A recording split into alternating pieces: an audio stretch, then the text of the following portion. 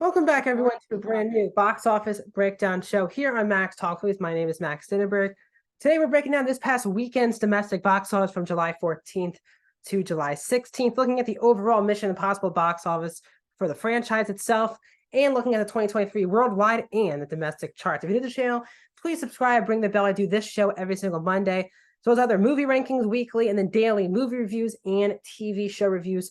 So please subscribe, ring the bell, let you know my upcoming videos at the end of the video, as I always do with this episode. Comment down below, what did you see in theaters this upcoming weekend? What are you going to see this upcoming weekend? How is your viewing schedule with the Barbenheimer coming out? What are your thoughts on that?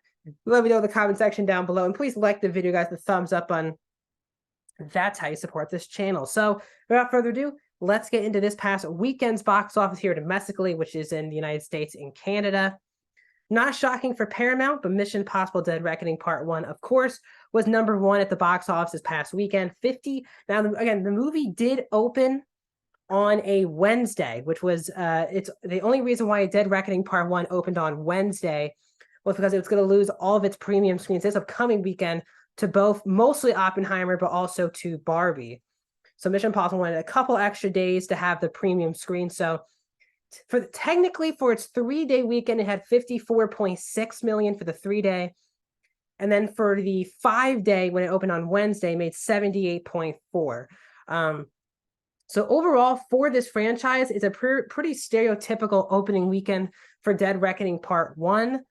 If you just count the weekend itself, it's the fourth, I think, if I'm not mistaken, the 5th best opening for this franchise. Fallout, the last one, was its best opening at 61 million. Then at number 2 is Mission Impossible 2, which opened at 57.8. Then at 55 million was Rogue Nation. And then in 4th place is Dead Reckoning Part 1 with 54. That's then followed by Mission Impossible 3, then Mission Impossible 1, and then wrapping up it is Ghost Protocol. So overall, this is a solid opening for Dead Reckoning. Now, a lot of people thought that based off of how the smash hit Top Gun Maverick was last year for Paramount and really for Tom Cruise, as Tom Cruise was deemed the savior of cinema and the movie theater experience, Dead Reckoning Part 1 did not ride the hot streak that Top Gun brought. So the people who all feel like the whole world who saw Top Gun Maverick, that did not translate to those amount of people going to see Mission Impossible Dead Reckoning. Based on Top Gun Maverick last year, and them releasing this Mission Impossible Dead Reckoning Part 1 original trailer a year ago in May. 14 months ago, they released the first trailer for this movie so it could play side by side of Top Gun Maverick. It did not work out. It opened to 235 million worldwide.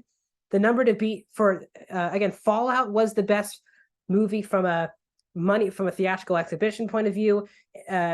Fallout made 220 domestic and 786 worldwide. Now, very similar to Mission Impossible in all of its movies, Dead Reckoning Part 1 is doing tremendous internationally. So that will obviously continue.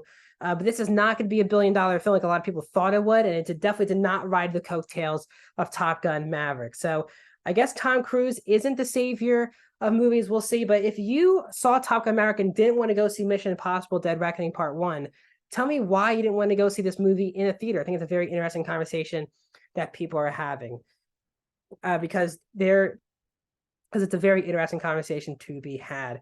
In 2nd place this weekend was Sound of Freedom from Angel Studios. This has been probably the movie that's talked about the most in social media from Angel Studios. It gained, after having a really good opening weekend, it gained 313 theaters and went up 39% in its 2nd weekend, 27.2 for Sound of Freedom. It's now up to 85.7 domestically. If you're not familiar, and you missed I didn't do a box office breakdown show last week due to personal things. This movie, again, is from Angel Studios. This is from a fully fan-supported movie studio, and this has got a lot of attraction because people from the right wing, it's very much conspiracy theory based and all these different things. And again, if you like this movie, I'm not trying to crap. I've never seen the movie. It's just based on what reports are saying. But Sound of Freedom is doing very well, and there is now a a conservative religious box office out there that Angel Studios had with that Chosen show, which just got picked up by CW, and now with Sound of Freedom. So big winner at the box office. I think Dead Reckoning Part 1 would have had an even bigger opening if Sound of Freedom was not the talk of the town the last 2 weeks. 27 million is a big chunk of the box office, and this has been a surprising curveball thrown into the box office mix here in the summer of 2023. In third place in its second weekend is Insidious: The Red Door from Sony, only dropping 61%, 13 million in its second weekend, now up to 58 million. I just want to say congrats to my friend Ty Simpkins for this. A huge deal. This movie opened to #1, even beating Indiana Jones in its second weekend. Big deal. This franchise continues to prove it does have some legs. 61% isn't as bad as a lot of horror movies. Usually horror movies can drop into the 70, 75% range, but low 60s is an okay drop, not a great drop, but also not a bad drop either for Insidious: The Red Door. This is supposedly the end for this franchise. Obviously, this is a directorial debut for Patrick Wilson. We'll see if he gets any more directing nods in the future. We'll see if this really hopefully does help Ty Simpkins also get some more leading roles as well in Hollywood. So Insidious: The Red Door is at number 3. At number 4 is Indiana Jones: The Dial of Destiny in its third weekend, dropping another 55%, 12.2 million for Dial of Destiny, down up to 145 domestic. Again, this is a total bomb. Really from the start, the movie's budgeted $300 million before advertising. It would really need to hit near the $1 billion club just to break even.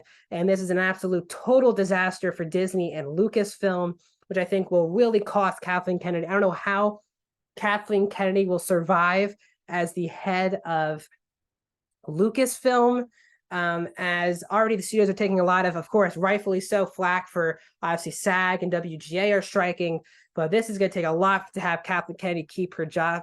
Maybe the Emmys, having both Obi-Wan and Andor get multiple nominations, will help. But honestly, overall, it does not seem like Dial of Destiny is at all going to be a hit. It's going to be one of the biggest bombs for Disney they've ever had. And wrapping up the top 5 is Elemental, which kicks out Spider-Verse. Across Spider-Verse was in the top 5 for 6 of its weekends. It finally falls out to Elemental in its 5th weekend, only dropping 9%, $9 million for Elemental. It's now up to 125.6. Now, some people have been talking about very much so that Elemental obviously is not as big of a bomb as The Flash, and that is totally true. But Elemental also has had amazing holds, which is true to say about Elemental. But Elemental did not open big at all. And while it's had some really good legs and not huge drop-offs weekend for weekend, this film is still not going to make its money back. It had $200 million before advertising, and its worldwide numbers are not great. So Elemental is a very fascinating movie. It's not going to, it's deemed, people are saying, a success because of its drops weekend to weekend. But if you really look at the numbers, it's still very much not as worse of a bomb, I think, as Lightyear it was last year for Pixar. But this is still not good at all for Pixar. Still need to rethink things moving forward. The biggest movie of the year so far is Super Mario domestically, 573. Spider-Man Across the Spider-Verse is at number 2, finally leaping past Guardians of the Galaxy Volume 3. The rest of the top 10 is Across the Spider-Verse, Guardians Volume 3, Little Mermaid, Ant-Man Quantumania, John Wick Chapter 4, Creed 3, Transformers Rise of the Beast, Fast X, Indiana Jones: The Dial of Destiny kicks Elemental to number 11 this week. Scream 6 is at number 12. The Flash is now into the $100 million club, number 13. We have now 13 movies over $100 million this year. And I think we have another one after this upcoming weekend. Worldwide numbers: Super Mario, biggest movie of the year worldwide, $1.3 billion. Guardians Volume 2 is the second biggest movie of the year, $840 million worldwide. Fast X is followed behind with $723. Across the Spider-Verse at number 5 is $663 worldwide. Little Mermaid at 7 with $546 worldwide. Ant-Man the Wasp Quantumania is at 9 with $463, and John Wick Chapter 4 is at $432. As I said, this is one of the most anticipated weekends of the summer. Barbie and Oppenheimer are releasing both in theaters this upcoming weekend. Barbie's supposed to open to around $110 million, with Oppenheimer supposed to around in the $50 to $60 million range. Are you going to see it this weekend? What are your thoughts? More videos are coming to the channel soon. I'll see